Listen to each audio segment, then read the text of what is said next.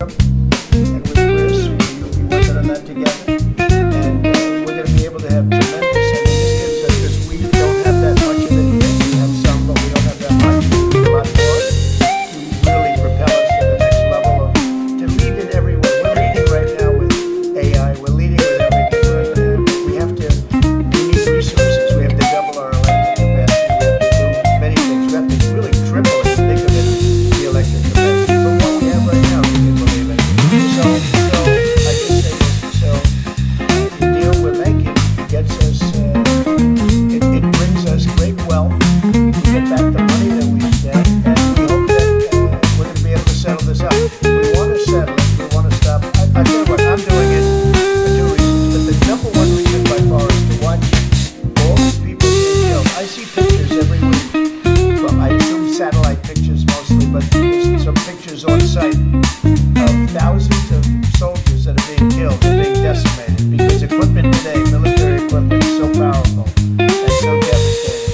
And number one, I want to see people stop. And they're not from here, they're from primarily two other countries. And then, by the way, let's talk about the Middle East. We got to solve that problem too. And that's come a long way. We're doing very well in that also. A lot of things are happening in that. But I'm watching soldiers being killed, Ukrainian and Russian soldiers being killed. My number one thing is to get that stopped. My number two thing is I don't want to have to pay any more money. Because Biden has spent $350 billion without any chance of getting it back. Now we're going to be getting all of that money back plus a lot more. And we provided a great thing. We provided something very important. And we'll be working with Ukraine, and because we'll be taking that, we'll be taking what we're entitled to get. Now, they spent $350 billion, and Europe spent $100 billion. Now, does anybody really think that's fair?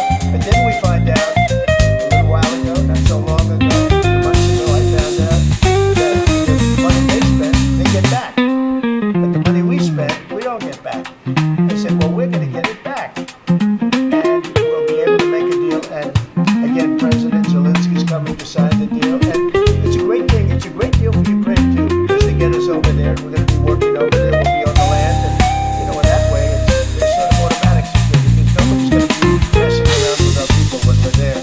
And so we'll be there in that way. But Europe will be watching it very closely. I know that UK has said, and France has said, that they want to put, they volunteered to put so-called peacekeepers on the site. And I think that's good.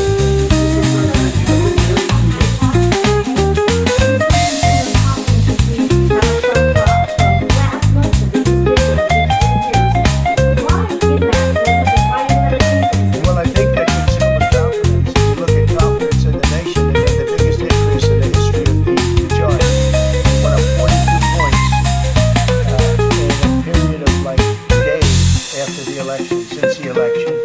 So since the election, the confidence in